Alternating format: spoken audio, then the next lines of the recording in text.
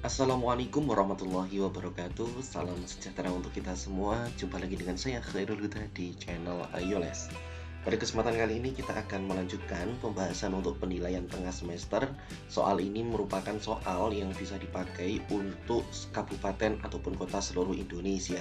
Untuk mata pelajaran yang akan kita bahas adalah PAI yang jenjangnya SMP untuk kelas 8 semester genap. Nah, mari untuk adik-adik yang belum melakukan subscribe ataupun pertama kali menemukan channel ini bisa dilakukan subscribe terlebih dahulu di pojok kanan bawah supaya tidak ketinggalan materi lagi ketika saya melakukan penguploadan sebuah video pembelajaran lainnya. Baiklah, mari kita langsung mulai pembahasannya. Dimulai dari soal nomor 1.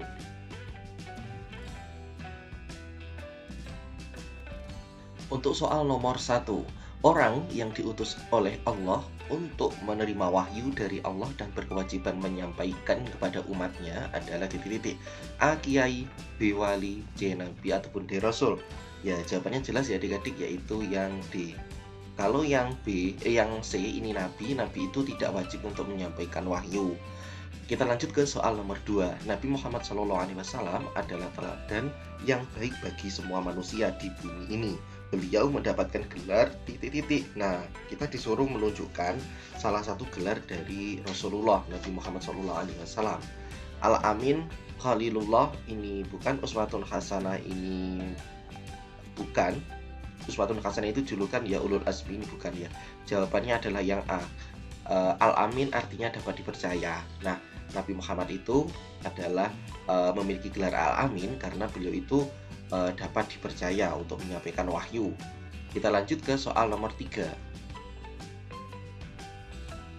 Sifat-sifat mulia pada Rasul bagi kita adalah untuk titik-titik. A diketahui, B difahami, C diteladani. Ya, jawabannya adalah yang C, diteladani. Jadi sifat mulia bagi Rasul itu hendaknya kita teladani. Kita lanjut ke soal nomor 4. Cara kita beriman kepada Rasul-Rasul Allah Subhanahu wa Ta'ala adalah titik-titik. A. Tidak boleh membedakan ajarannya, kan?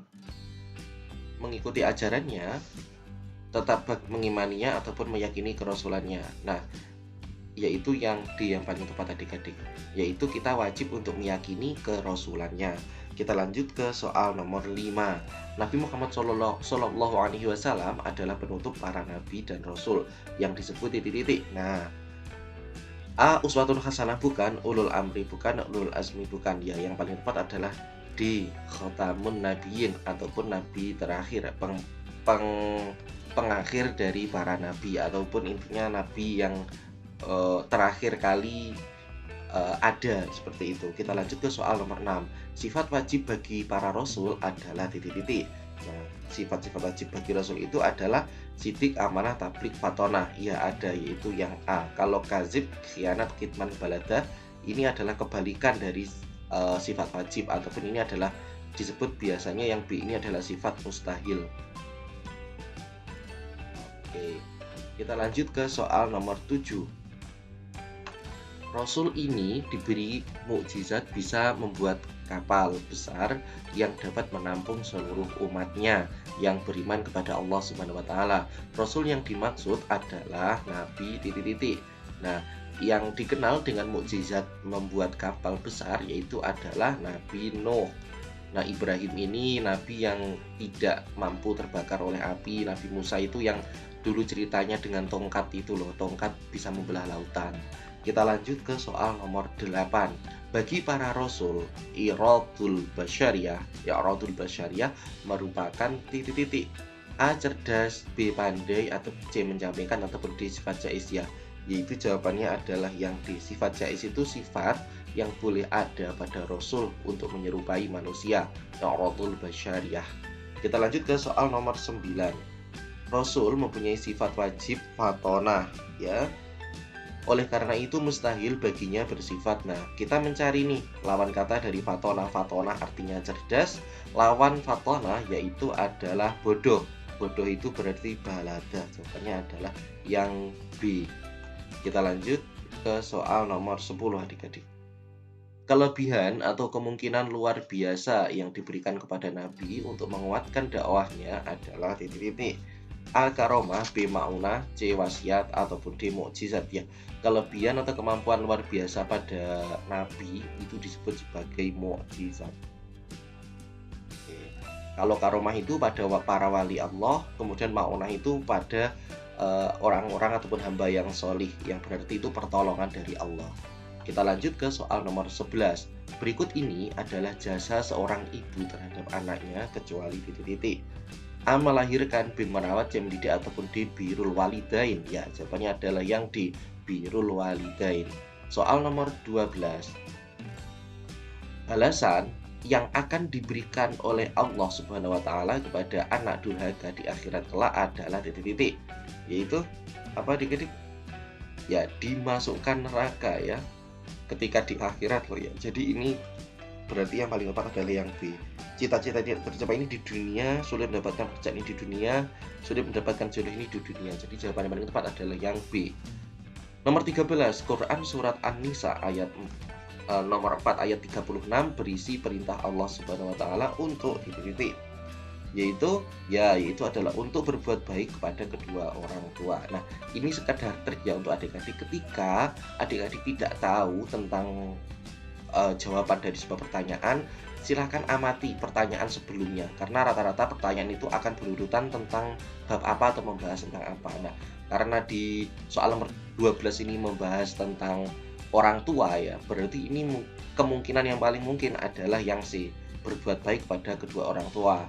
Namun untuk jawaban nomor 13 ini sudah pasti jawabannya adalah yang C. Itu tadi adalah hanya trik ketika adik-adik bingung dan benar-benar tidak tahu jawabannya. Kita lanjut ke soal nomor 14. Sikap yang tepat jika orang tua sedang terbaring sakit yaitu titik-titik. Yaitu yang paling tepat apa adik-adik? Ya, jawabannya adalah merawatnya dengan ikhlas dan penuh kasih sayang. Jawabannya adalah yang A. Kita lanjut ke soal nomor 15. Jika orang yang memerintahkan kemaksiatan atau kemusyrikan, sikap yang tepat, jika orang tua memerintahkan kemaksiatan atau kemusyrikan, sikap yang tepat adalah titik-titik. Yaitu apa adik-adik? Ya, yaitu adalah menolak dengan santun dan lemah lembut.